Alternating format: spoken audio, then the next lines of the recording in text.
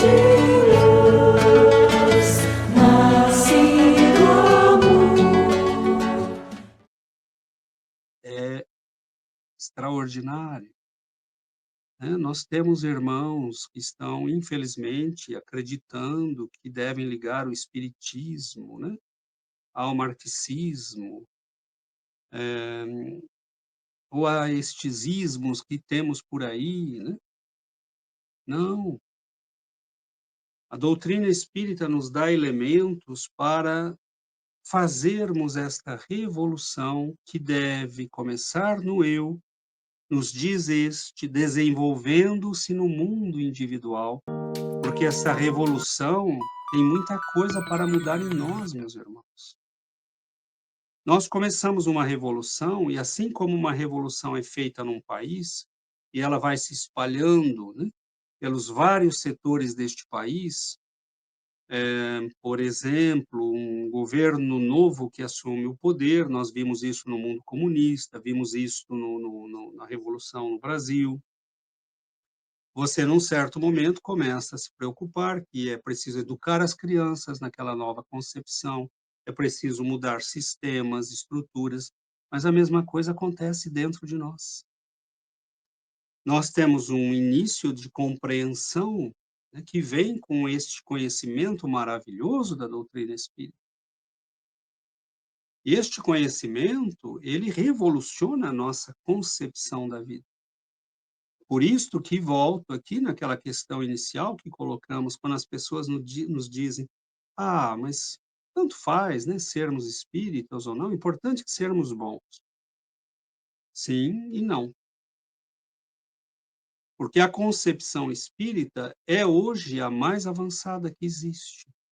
"Ah, César, mas você está dizendo isso porque é espírita". Não, nós estamos dizendo isso porque há critérios para dizer isso.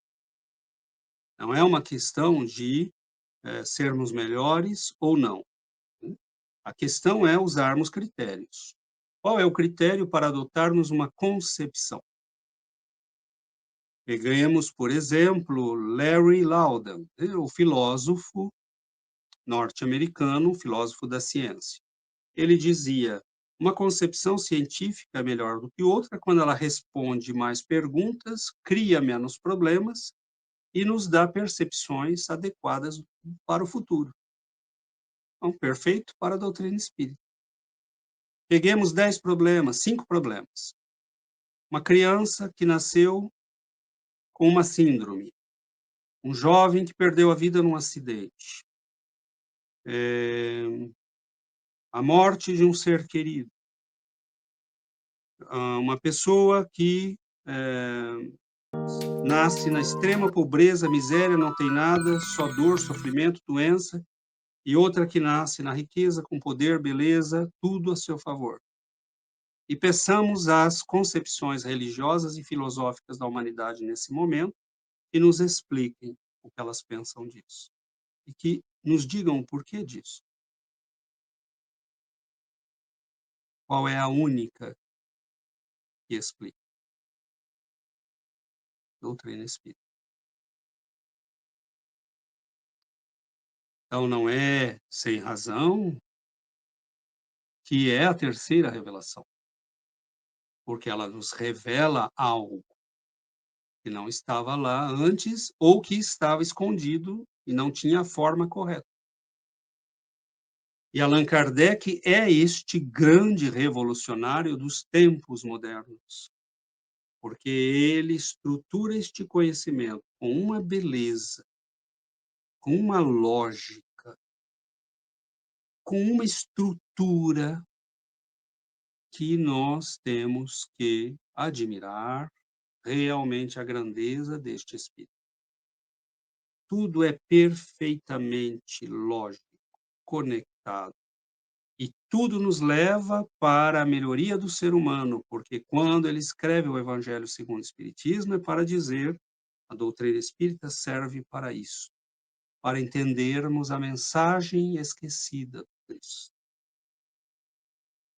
Aquela que transforma o homem num ser melhor, aquela que nos tira da miséria espiritual, aquela que transforma a nossa existência para melhor. Então, Allan Kardec percebe que sem o Cristo nós não podemos ser felizes, mas que para entender o Cristo era necessário o conhecimento espírita. Então não não tanto faz, né, é muito significativo sermos ou não espíritas, porque a doutrina nos dá as chaves da compreensão do evangelho do Cristo, quando nos explica a imortalidade. Ah, César, mas as religiões também falam de imortalidade. Sim, de uma imortalidade que nos leva ao nada, na qual perdemos a nossa personalidade, ou na qual vamos dormir, ou na qual vamos para um céu apático, para um inferno terrível, ou para um purgatório entre os dois. E nós vemos que isto é uma concepção extremamente deficitária. E Allan Kardec nos descortina o mundo espiritual, que a vida continua, guardamos nossa personalidade, que somos responsáveis pelo que fazemos de nós mesmos, pelo que fazemos com os outros. Nos mostra que já vivemos antes desta vida, nos mostra que viveremos outras, que não estamos desconectados dos seres que amamos, porque nós os reencontraremos e podemos comunicar-nos com eles pelo pensamento, pelo coração, pela mediunidade. Nos mostra a obra maravilhosa do universo, concebida por nosso Pai, a perfeição. Nos fala de nossos irmãos que habitam outros mundos, outras civilizações.